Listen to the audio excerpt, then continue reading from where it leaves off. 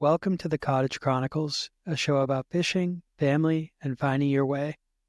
I'm your host, Neil Colicchio, founder of New Dawn Tackle Company. It's been a long year, folks. We finally made it to episode 10. We've just about made it through the fishing season, and now it's time to settle in for a long, cold winter ahead. I want to talk a little bit this episode about some goals for the coming year, but first I want to get into a question that came from Greg on Blue Sky, and he asks, "It seems to me that most fly fishing peeps enjoy tying their own flies. It's just part of the sport and hobby, in my opinion. But I've also talked with many who buy and don't tie. Any idea about the percentage of who does what?" So I spent some time with this question this morning. I poked around Reddit a little bit. I put it out there to my followers on Blue Sky and asked it to my Instagram and Facebook friends as well. The short answer is I have absolutely no idea. I'm not primarily a fly angler. I've been fishing with spinning gear for most of my life. I've gone fly fishing a couple of times, but for the most part, I'm just discussing with fly anglers on Blue Sky because it's a new platform for me. The fly fishing community there seems pretty active, and I've had a really tough time getting feedback from my friends and people who listen to the show just across the board. Really doesn't matter what platform.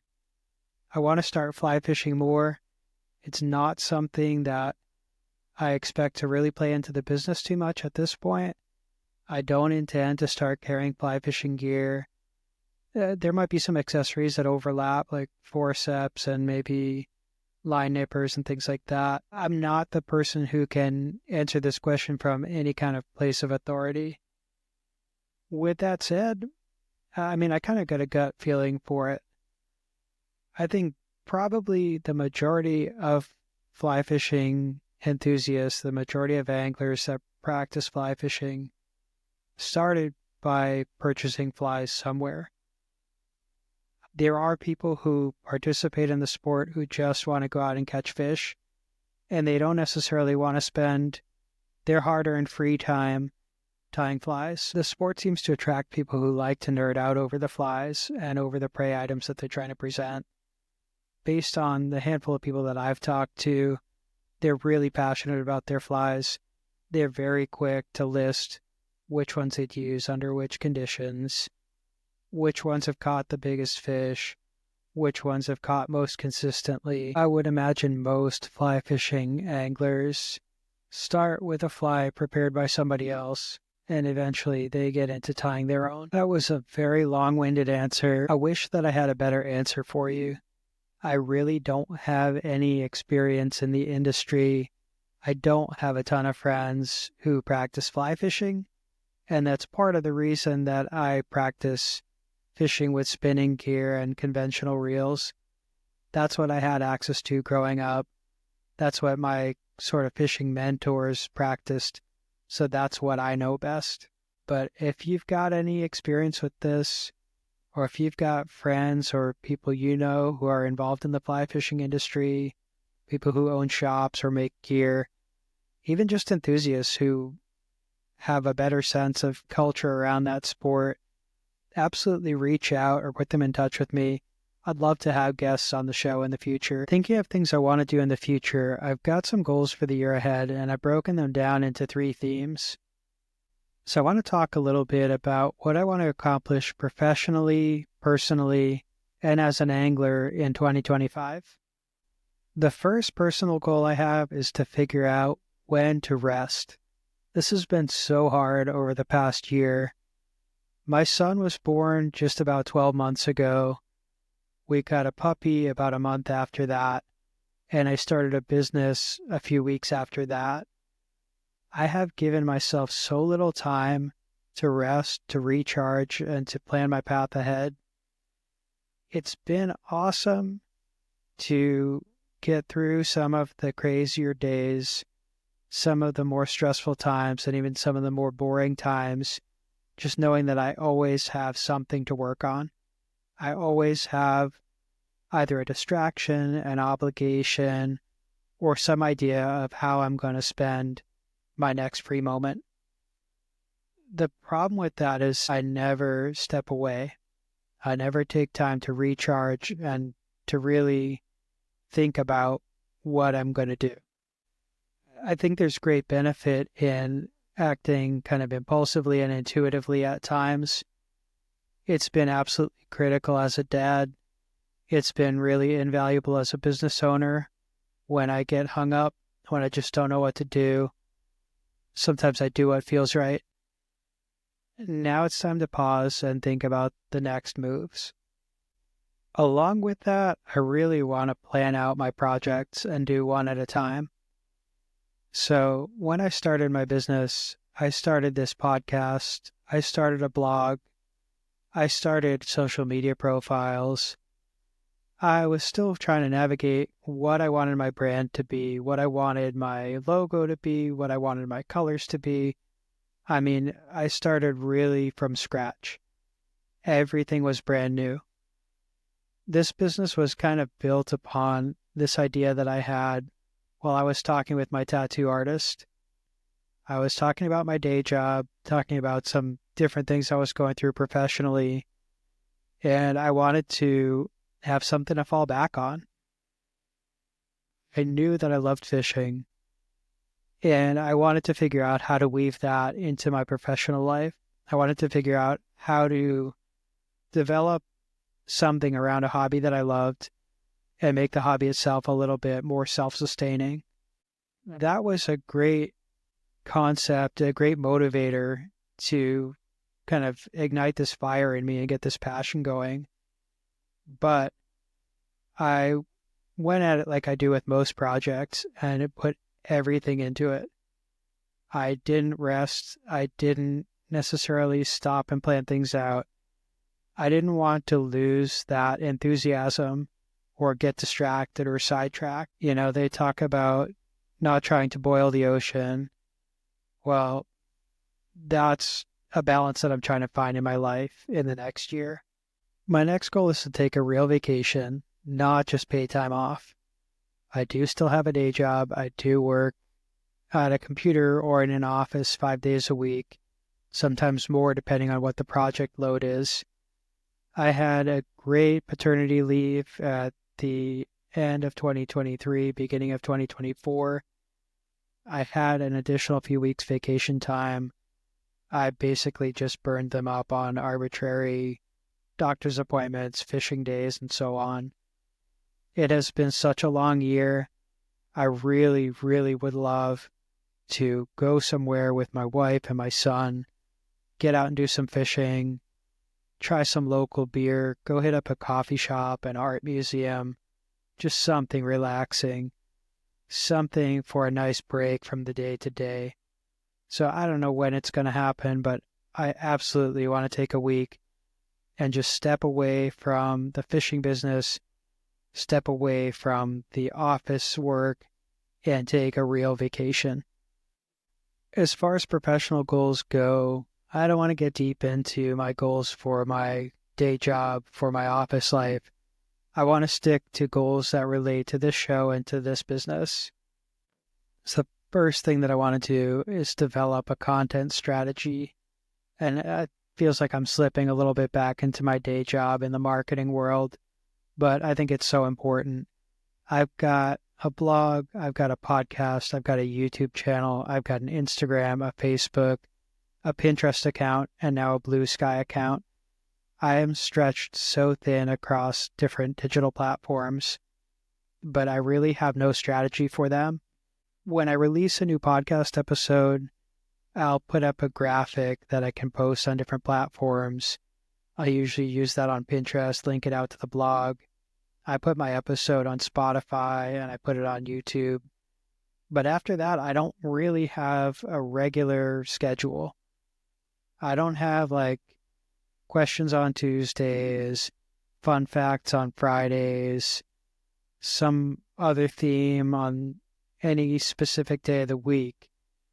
It's just basically the first couple days after my show is posted, I'll post a couple reels. If I write a new blog post, same kind of thing, I'll post it for a couple days. And then it goes pretty quiet for a while, unless I'm actively fishing. or have something specific that I want to say. What I want to do in the future is have a regular agenda throughout the week. So basically, depending on what day of the week it is, there are certain platforms that I'll touch and certain themes that I'll touch upon. And I can still go in and have regular interactions in the comments section and post new pictures and timely stuff. But this would be so useful to just get through kind of the mundane, beating the algorithm type activities that we all have to do as creators and as business owners now. In addition to that, I really want to invest in my YouTube channel. So right now I'm just using it to host the podcast, but I haven't actually created any informational content. I haven't posted any videos of like fishing along with me. I think it would be so cool to show some of the lures that I sell in action, to show some of my own fishing experience.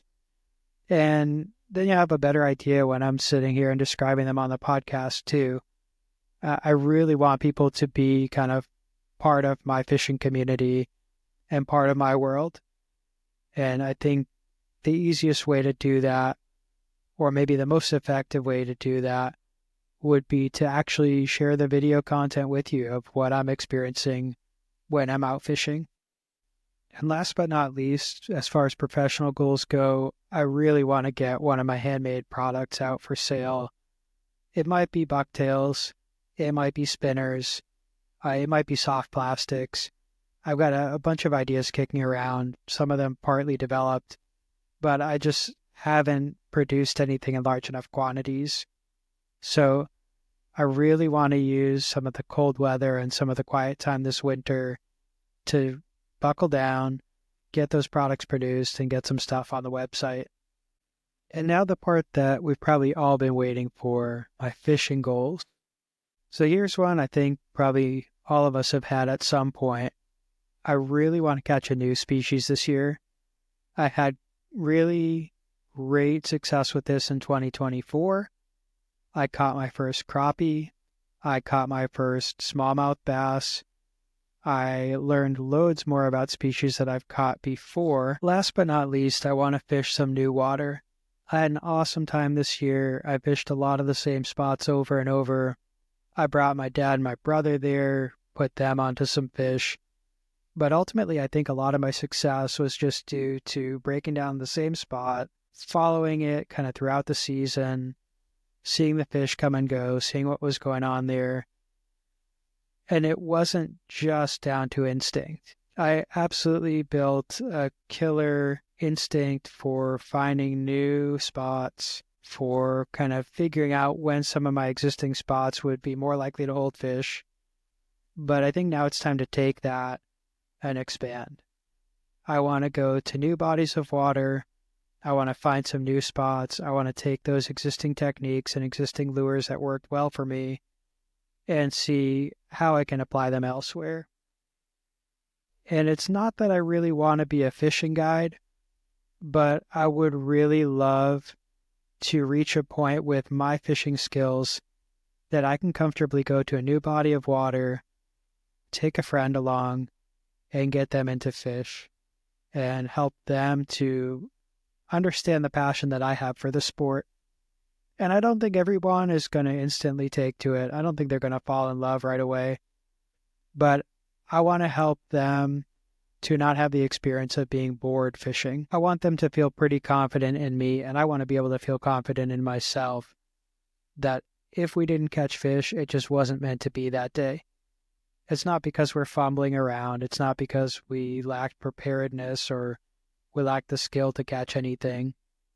I want to really have the best chance of success. I want them to experience a great day on the water and one that'll keep them coming back for more. So one last topic before I close out the show, and that's just a quick shop update. I talked about it on the last episode. I just went through a big virtual dealer show this week. I placed some orders that should get here around the first week of March, maybe second week of March. So I'm expecting to have some cool products up probably closer to the end of the month or maybe beginning of April. I stocked up on a bunch of new Vibrax spinners. I got some more Castmasters. Got a bunch of minnows, like jerk baits, I think I got some swim baits in there, bunch of soft plastics, a ton of Z-Man stuff. I'm really excited about it. It's stuff that I want to fish. It's stuff that I hope that you'll want to fish too. So I'll post about it when it's finally arrived. I'll probably feature it on the show again too. But keep an eye out for that the next couple months. In the meantime, I'm posting this just before the holidays. If you've still got anybody on your list, or if you're looking for some gifts, maybe last minute or before the new year, check out my guides on the website. I've got all kinds of tips and tutorials. I've got blog posts on how to build the perfect bass tackle box, how to build the perfect trout tackle box. I've got stuff on people who are just starting out, and I've got stuff for expanding your tackle collection as you go. If you need tackle, I've got you covered. If you need recommendations, I've got you covered. Reach out on Instagram, on Facebook, on Blue Sky. I'm on Reddit. Pretty much any platform that you use, you can find me. Everything is under Nude on Tackle Co. If you can't find me, feel free to drop a comment on the show itself, on this episode. I'd be happy to get in touch with you. So that's all I got for this month. Happy holidays. Don't forget to check me out on nudeontackleco.shop. Find me on Instagram and Facebook at nudeontackleco. And if you're on Blue Sky, join me there. The discussion's been a whole lot of fun. I'm trying to get together a big fishing community there, and I would love for you to be a part of it. Till next time, tight lines and happy fishing.